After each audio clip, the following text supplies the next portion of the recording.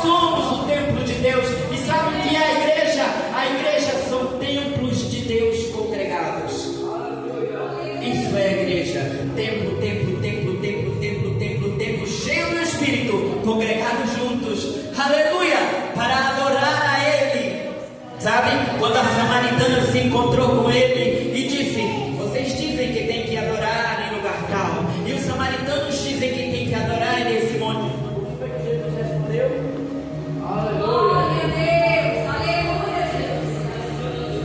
Louvado seja Deus Santo nome. Glória a Jesus. Qual foi a resposta dele? Ele disse: eu te digo que nem neste monte e nem em Jerusalém. Não é no lugar. Ele estava dizendo: estou voltando agora. Não precisa de lugar para adoração. Você é o lugar. Aleluia. E nós dizemos: vou para a igreja, chamando aqui de igreja. Não, você é a igreja. Você é o templo de Deus e se reúne com outros templos para adorá-lo como? Em espírito e em verdade. Adoração espiritual e verdadeira.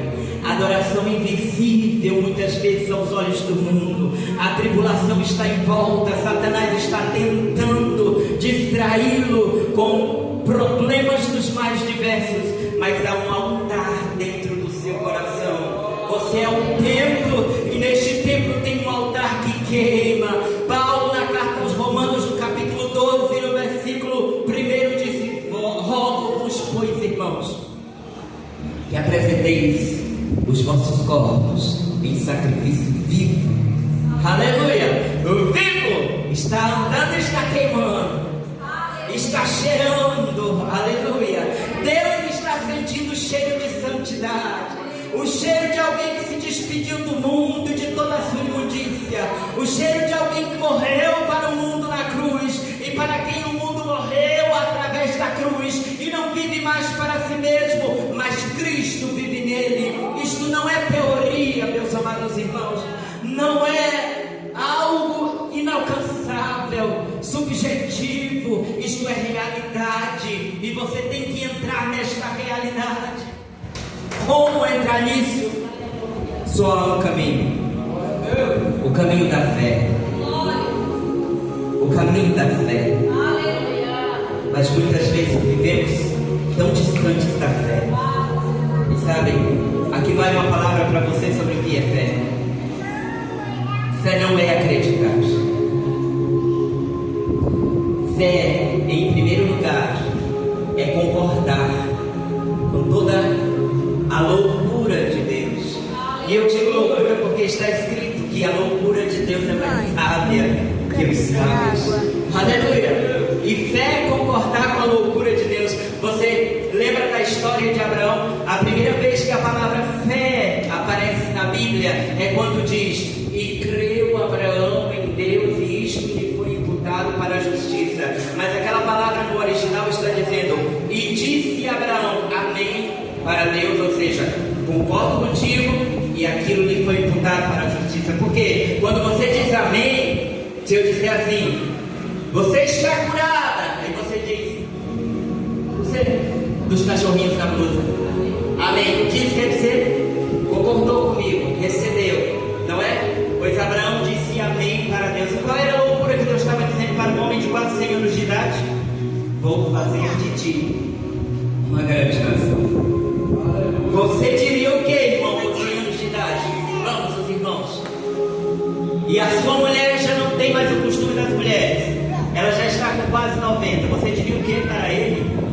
Abraão não conhecia, ele era Ciro, idólatra, miserável. Está escrito: Ciro miserável foi teu pai. Talvez você não tenha lido essas coisas na Bíblia, mas está tudo lá dentro do livro. E ele não conhecia esse Deus, mas ainda assim ele diz para ele: amém, aleluia.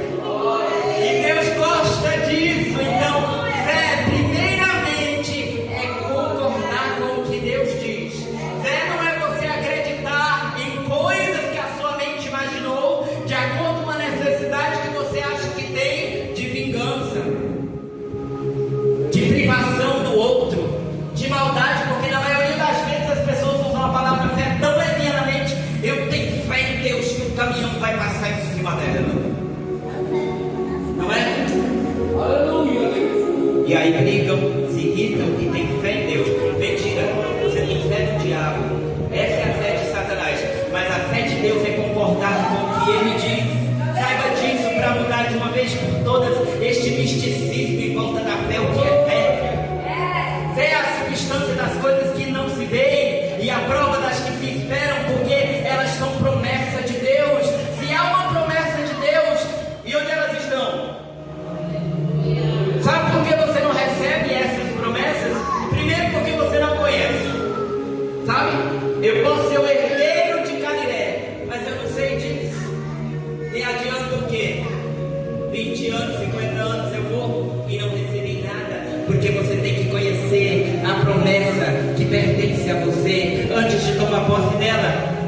Mas ao invés de conhecer as promessas que tem para você, como diz a carta aos Hebreus, maravilhosa, leia a carta aos Hebreus. Nós temos uma aliança que foi feita sobre melhores promessas. Aleluia! As promessas de Abraão são maravilhosas. As promessas do povo antigo são maravilhosas. Não haverá enfermo no meio de ti, porque eu sou o Senhor que te sara. Esta é uma promessa do antigo pacto. E diz a Bíblia que o novo pacto tem melhores promessas. E qual é a melhor promessa? Ele tomou sobre si as nossas enfermidades, as nossas dores levou sobre si. Aleluia! E pelas suas pisaduras fostes curado, fostes sarados, foste curado, foste sarado. Mas eu não sei dessa promessa. Então eu aceito que a doença venha, a glicose está alta, a pressão está alta, o meu coração está vacilando, eu tenho isto, eu tenho aquilo, eu tenho esta. Tudo de Satanás, porque para você é saúde. Aleluia! A promessa é saúde. E você olha o seu corpo se deteriorando, se está nesta situação, e diz: Deus, eu creio que Jesus levou sobre si as minhas enfermidades, sabe? Um dia eu estava pregando em Brasília sobre Isaías, este capítulo que fala sobre este tema. Qual é o número do capítulo? Irmãos, 53. Aleluia! E ali no meio tinha um moço que não enxergava. E esse moço reflete. E após o culto ele veio falar comigo e perguntou: pastor, se eu acreditar nisso que você disse, eu posso parar de tomar os meus remédios para epilepsia? Eu disse: você crê? Ele disse: creio. Eu disse: então pode. E ele foi para casa e falou com o pai dele que tinha ouvido a palavra de Deus e que ele acreditava, mas o pai dele não quis deixar ele parar de tomar, quis forçar a tomar, não sei o que, não sei o que. Na madrugada ele foi lá na gaveta de remédios, pegou todos, jogou na pia e acabou com aquilo. Nunca mais tomou remédio. E aí uma semana depois ele voltou para falar comigo. Não tinha havido uma crise de epilepsia.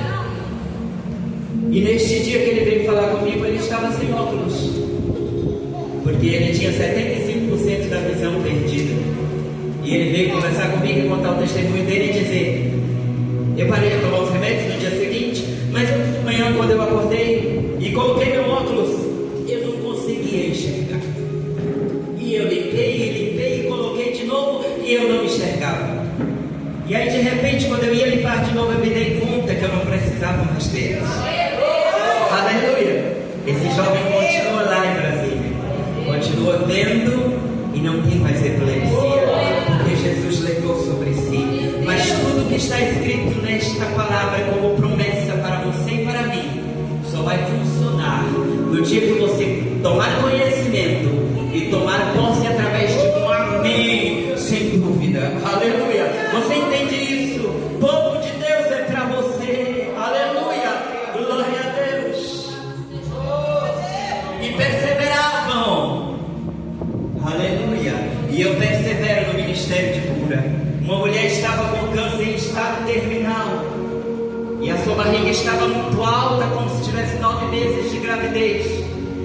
E um dia o marido dela bateu na minha porta 3 ou 4 horas da manhã e me disse: a Ana está morrendo, vamos lá em casa. E eu fui na casa da Ana naquela madrugada, e quando cheguei lá, ela estava morrendo na cama.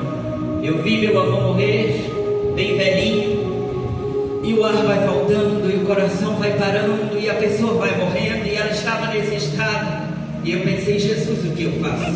Eu não fui para lá com uma grande fé. mas eu persevero na concordância do amém que eu disse para Deus um dia, ainda está aqui. A fé você não sente, a fé você não sabe quando tem.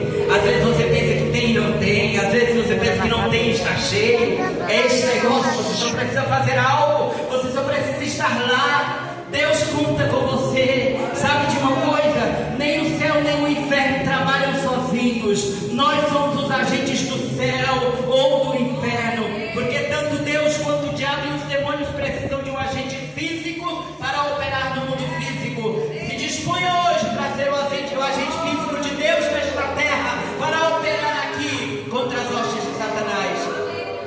Então eu me agachei naquele colchão que estava no chão, próximo a uma janela, e eu tomei a mão dela e fiz uma oração de não mais que 1 minuto, irmãos. Eu não sei o que eu orei.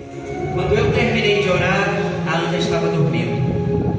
E eu me levantei do joelho e sentei na cadeira ao lado da cama e fiquei um pouquinho, mas ela não acordou mais, ela não gemeu mais, não aconteceu mais nada.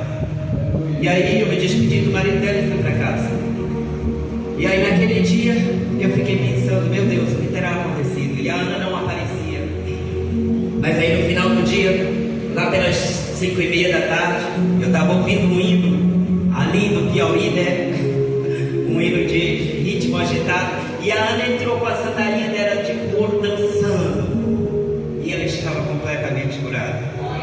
Ela foi para os seus exames e a cura está lá. Até hoje. Jesus cura. Ele cura.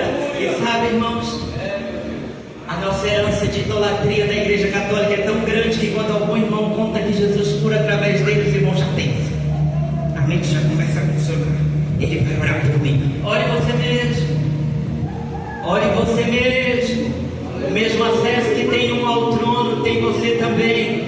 Você acha muitas vezes que o trono está distante, que Deus está no céu. Jesus disse assim: aquele que tem os meus mandamentos e os guarda, este é o que me ama, não é, irmão? E meu Pai o amará. E o resultado é, e nós, o Pai e o Filho, iremos para Ele e faremos nele morar. Você procura um Deus tão distante e Ele está aí dentro. Simplesmente olhe para dentro, no templo do seu ser, e converse com Ele. Aleluia, aleluia. Vamos ser escriturísticos, vamos ser bíblicos como devemos ser, e vamos procurá-lo aqui, não distante, não longe, num trono inacessível. E muitos irmãos têm a capacidade de me dizer: você tem mais intimidade com Ele, ora você, Ele te ouve mais. Mentira. Deus ouve a todos igualmente. Ele só quer que você se aproxime dele. Se algum irmão te enganou dizendo que tinha superpoderes e supercomunicação com o céu, é mentira. É para todos. Quando Pedro estava pregando aqui,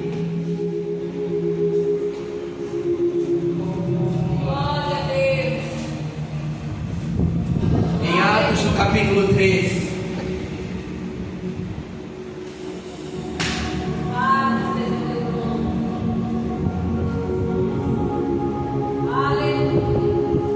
ele disse que o que veio aqui é o que foi prometido pelo profeta Joel, e é para todos os que aqui estão e todos quantos o nosso Senhor Deus chamar.